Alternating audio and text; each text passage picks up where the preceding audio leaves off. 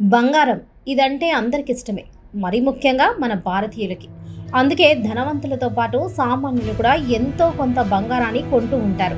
అయితే ఇప్పటి పరిస్థితి చూస్తే బంగారం కూడా ప్లాటినం, డైమండ్స్లా కేవలం డబ్బున్న వాళ్ళు మాత్రమే కొనగలేదైపోయింది. ఎందుకంటే ప్రెసెంట్ తులం బంగారం దాదాపు ₹1,00,000 దాటేసింది. దాంతో ఇప్పుడు బంగారం అనేది సామాన్యుడు కొనలేనిలా ఒక కలలా మారిపోయింది. అయితే దేశంలో ఒక్కసారిగా బంగారం రేట్లు పెరగడానికి కారణం ఎవరు? అంబానీ, అదానీ లాంటి వాళ్ళే గోల్డ్ రేట్ పెరుగుతుందా? రాష్ట్రపతినే డిసైడ్ చేసే ప్రధాని మంత్రి గోల్డ్ రేట్ను ఎందుకు డిసైడ్ చేయలేకపోతున్నాడు? ట్రంప్ ప్రెసిడెంట్ అవ్వడానికి గోల్డ్ రేట్ పెరగడానికి మధ్య లింక్ ఏంటి?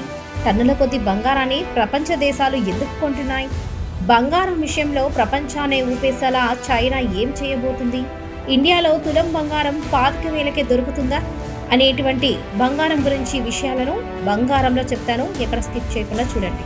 సాధారణ మధ్యతరగతి ప్రజలు తమ బంగారు కోరికల్ని ఖచ్చితంగా కంట్రోల్ చేసుకోవాల్సిన టైం వచ్చేసింది. ఎందుకంటే బంగారం ధరలు సాధారణ ప్రజలకు అందనంత వేగంగా పెరిగిపోతున్నాయి. 2020 ఏప్రిల్లో ₹45,000 ఉన్న తులం బంగారం సరిగ్గా 5 సంవత్సరాల తర్వాత ఏకంగా ₹1,00,000 అయింది. అంటే 5 సంవత్సరాల్లోనే బంగారం ధర 110% వరకు పెరిగింది. 1964లో 24 క్యారెట్ల తులం బంగారం ధర ₹63.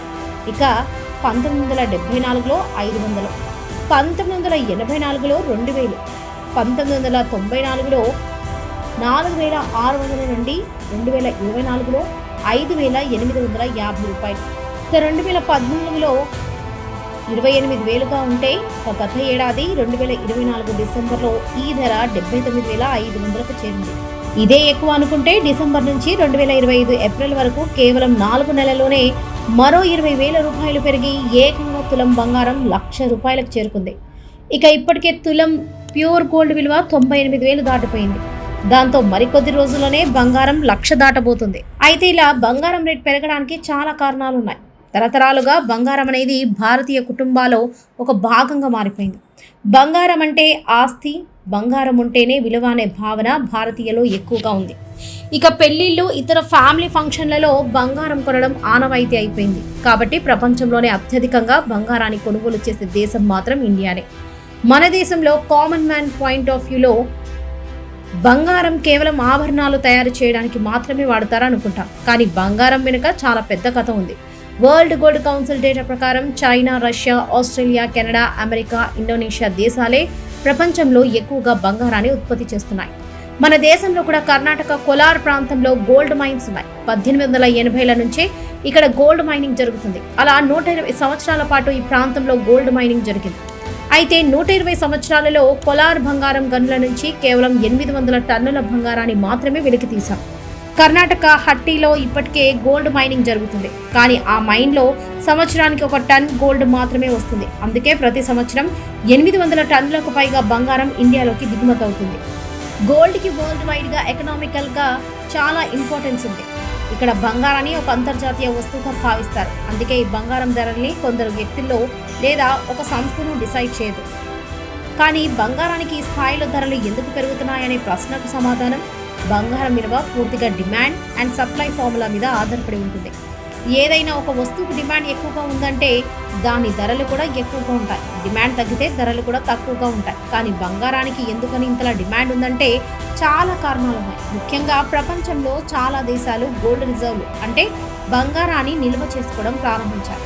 1819లో మొదటిసారి ఇంగ్లాండ్ బంగారం నిల్వ చేసుకోవడం ప్రారంభిస్తే 1934లో అమెరికా కూడా గోల్డ్ రిజర్వ్ను ప్రారంభించింది. భవిష్యత్ అవసరాల కోసం ఆయా దేశాలు తమ డబ్బును గోల్డ్ మీద ఇన్వెస్ట్ చేస్తుంటాయి. అయితే ఒక దేశ ఆర్థిక పరిస్థితిని డిసైడ్ చేసేది ఆ దేశంలో ఉన్న డబ్బు. గతంలో దేశంలో ఉన్న జనాభాను బట్టి ఆ దేశం వారికి అవసరమైనంత డబ్బుని ప్రింట్ చేసుకునేవారు. కానీ ఎకనామికల్గా ఈ విధానం ఏమాత్రం ఉపయోగపడలేదు. దాంతో ఇక డబ్బు ప్రింటింగ్ అనేది ఆ దేశానికి ఉన్న గోల్డ్ రిజర్వ్ మీద ఆధారపడి ఉండేలా మార్చేశారు. ఉదాహరణకి ఇండియాని తీసుకుంటే రిజర్వ్ బ్యాంక్ ఆఫ్ ఇండియా వద్ద కనీసం ₹200 కోట్ల నిధులు రిజర్వ్లో ఉండాలి. ఇలా ఉండాలి అంటే ₹115 కోట్ల గోల్డ్ రిజర్వ్ను రిజర్వ్ బ్యాంక్ కలిగి ఉండాలి. దీన్నే మినిమం రిజర్వ్ సిస్టమ్ అంటారు. 1956 నుంచి మన దేశంలో ఈ విధానం అమల్లో ఉంది. ఇలా చేయడం వల్ల ఆ దేశ కరెన్సీ వాల్యూ అనేది పడిపోకుండా ఉంటుంది. ఒక్క ఇండియా మాత్రమే కాదు, డెవలప్ కంట్రీస్ అన్నీ ఇదే తరహాలో తమ ఎకనామీని నడిపిస్తున్నాయి. కాబట్టి బంగారం కొనడానికి అతిపెద్ద కస్టమర్లు వివిధ దేశాల సెంట్రల్ బ్యాంకులే. బ్యాంకులు బంగారాన్ని కొనడం మొదలుపెట్టి చాలా కాలమైంది. కానీ ఈ మధ్య గత 4 నెలలుగా బంగారానికి డిమాండ్ పెరగడానికి చాలానే కారణాలున్నాయి. అందులో ఒకటి అమెరికన్ ప్రెసిడెంట్ డొనాల్డ్ ట్రంప్. 2025 జనవరి 20న డొనాల్డ్ ట్రంప్ ప్రమాణ స్వీకారం చేసిన రోజు బులియన్ మార్కెట్లో ఒక ఔన్స్ బంగారం ధర 2523 మాత్రమే. కానీ ట్రంప్ ప్రెసిడెంట్ అయిన 3 నెలల్లోనే ఈ ధర 3500కు పెరిగింది. అయితే ఇక్కడ బంగారానికి డాలర్కి ఒక ప్రత్యేకమైన రిలేషన్ ఉంది. ఏంటంటే డాలర్ వాల్యూ పెరిగితే గోల్డ్ ప్రైస్ తగ్గుతుంది, డాలర్ వాల్యూ తగ్గితే గోల్డ్ ప్రైస్ పెరుగుతుంది. దీన్నే ఇన్వర్స్లీ ప్రపోర్షనల్ రిలేషన్ అంటారు. డాలర్ వాల్యూకి గోల్డ్ ప్రైస్కి మధ్య ఈ ఇన్వర్స్ రిలేషన్ ఎందుకు ఉంటుందంటే ప్రపంచంలో ప్రతి దేశానికి ఫారెన్ ఎక్స్చేంజ్లు ఉంటాయి. ఈ ఫారెన్ ఎక్స్చేంజ్లు పూర్తిగా డాలర్ రూపంలోనే ఉంటాయి. ఎప్పుడైతే డాలర్ వాల్యూ పడిపోవడం మొదలవుతుందో ఆయా దేశాలని తమ డాలర్ల రిజర్వ్లను గోల్డ్ రిజర్వ్లుగా మార్చే ప్రయత్నం చేస్తాయి. సింపుల్గా చెప్పాలంటే డాలర్ వాల్యూ పడిపోతుంది కాబట్టి ఆయా దేశాలు తమ వద్ద ఉన్న డాలర్లతో గోల్డ్ కొంటారు. దాంతో గోల్డ్కి డిమాండ్ పెరుగుతుంది. అయితే జనవరి 2020న ట్రంప్ ప్రెసిడెంట్గా ప్రమాణ స్వీకారం చేసిన రోజు డాలర్ ఇండెక్స్లో డాలర్ వాల్యూ 109.35 వరకు ఉంది. కానీ ఏప్రిల్ 20వ తేదీన డాలర్ వాల్యూ 98.51గా పడిపోయింది. అంటే ఈ 3 నెలల్లో దాదాపు 10% డాలర్ వాల్యూ డౌన్ అయింది. ఇక ఈ మధ్య ట్రంప్ వదిలిపెట్టిన టారిఫ్ కూడా గోల్డ్ ప్రైస్ పెరిగేలా చేసింది. ఆయన చైనా లాంటి దేశం మీద 145% టారిఫ్ విధించాడు. దానికి కౌంటర్గా చైనా కూడా అమెరికా మీద 125% తారా విధించింది. ట్రంప్ ఇలా చైనా మీద మాత్రమే కాదు ప్రపంచవ్యాప్తంగా అనేక దేశాల మీద టారిఫ్లను ఇంక్రీజ్ చేశాడు. దాంతో అమెరికాలో ఇంపోర్టెడ్ వస్తువులు ధరలు పెరుగుతాయి. ధరలు పెరుగుదల అంటే ఇన్ఫ్లేషన్ పెరిగితే మళ్ళీ డాలర్ వాల్యూ పడిపోతుంది. దాంతో గోల్డ్ ప్రైస్ పెరుగుతుంది. ముఖ్యంగా ట్రంప్ తీసుకుంటున్న కొన్ని నిర్ణయాల వల్ల ప్రపంచంలో డాలర్ని సేఫ్ కరెన్సీగా ఎవరు చూడడం లేదు.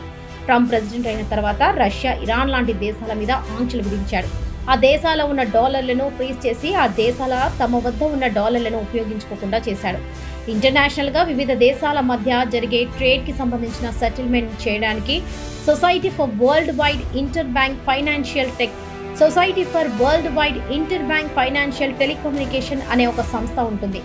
డాలర్లను రెగ్యులేట్ చేయడంలో ఈ సంస్థ కీలకంగా పనిచేస్తుంది. ట్రంప్ వచ్చిన తర్వాత ఈ సంస్థల్లో రష్యా, ఇరాన్ లాంటి దేశాల మీద ఆంక్షలు పెట్టడంతో రష్యా డాలర్కి ఆల్టర్నేటివ్గా మరో కరెన్సీని తీసుకురావాలనే ప్రపోజల్ పెట్టింది. ఇప్పటికే చైనా కూడా ఇలాంటి ప్రయత్నాలు మొదలుపెట్టింది. పూర్తిగా డాలర్ మీద డిమాండ్ అయితే రేపటి రోజు ట్రంప్ ఇలా ఆంక్షలు విధిస్తే పరిస్థితి ఏంటి అనే ఆలోచనలో చాలా దేశాలు పడ్డాయి. కాబట్టి డాలర్ల రూపంలో ఫారెన్ ఎక్స్చేంజ్ని మెయింటైన్ చేయడం కన్నా బంగారం రూపంలో రిజర్వ్ చేసుకోవడం మేలనే ఆలోచన మొదలైంది. దాంతో డాలర్ వాల్యూ పడిపోతూ గోల్డ్ ప్రైస్ పెరుగుతూ వచ్చింది. అయితే భవిష్యత్తులో గోల్డ్ ప్రైస్ ర్యాపిడ్ డ్రాప్ అవుతుందని కూడా అంటున్నారు. డాలర్ వాల్యూ పెరిగితే మళ్ళీ గోల్డ్ ప్రైస్ తగ్గుతుందనే అంచనాలు కూడా ఉన్నాయి. కానీ ప్రతి దేశం వద్ద టన్నుల గోల్డ్ రిజర్వ్ ఉన్నాయి. అమెరికా వద్ద 8,133 టన్నుల గోల్డ్ రిజర్వ్ ఉన్నాయి. ఆ తర్వాత 3,357 టన్నుల గోల్డ్ రిజర్వ్స్తో జర్మనీ 2వ స్థానంలో ఉంది. ఇటలీ, స్విట్జర్లాండ్లు ఆ తర్వాతి స్థానంలో ఉన్నాయి. ఇండియా మాత్రం 876 టన్నుల గోల్డ్ రిజర్వ్తో 6వ స్థానంలో ఉంది. కాబట్టి ప్రతి డెవలప్ కంట్రీ వద్ద 100 టన్నుల్లో బంగారం నిల్వలున్నాయి. అయితే వీటితో పాటు చైనా కూడా బంగారాన్ని బాగానే కొంటుంది. చైనాకు సంబంధించిన పీపుల్స్ బ్యాంక్ ఆఫ్ చైనా గత 10 ఏళ్లలో సంవత్సరానికి 100 టన్నుల చొప్పున బంగారాన్ని కొన్నది. కానీ గత 2 సంవత్సరాలలో చైనా దాదాపు 400 టన్నుల బంగారాన్ని కొని మొత్తం 2,300 టన్నుల బంగారాన్ని తన బ్యాంకులో దాచిపెట్టుకుంది. ఇక చైనాతో అమెరికా, ఇండియా లాంటి దేశాల శత్రుత్వం వల్ల గత 1 సంవత్సరమే చైనా వృద్ధి రేటు 5%గా పడిపోయింది. దాంతో చైనా ఇప్పుడు తన దగ్గర ఉన్న బంగారంతో ఆర్థిక మాంద్యాన్ని సృష్టించాలనుకుంటుంది. ఇదే గనుక జరిగితే ప్రపంచవ్యాప్తంగా గోల్డ్ రేట్స్ పడిపోతాయి. అలాగే మన ఇండియాలో కూడా తులం బంగారం 25,000కే వచ్చేస్తుంది. అయితే ఇలా ఒక్కసారిగా బంగారం పడిపోతే జనాలు బాగానే కొనుక్కుంటారు. కానీ దేశ ఆర్థిక వ్యవస్థలు చాలా దెబ్బతింటాయి. చూద్దాం మరి ఏం జరుగుతుందో. సో ఇది ఫ్రెండ్స్ బంగారం గురించి కొన్ని ఇంట్రెస్టింగ్ విషయాలు. ఈ వీడియో మీకు ఎలా అనిపించిందో కామెంట్స్లో తెలియజేయండి. అండ్ ఈ వీడియో కనుక మీకు నచ్చినట్లయితే ఒక లైక్ చేసి ఇలాంటి మరెన్నో వీడియోస్ కోసం మా ఛానల్ని సబ్స్క్రైబ్ చేసుకోండి.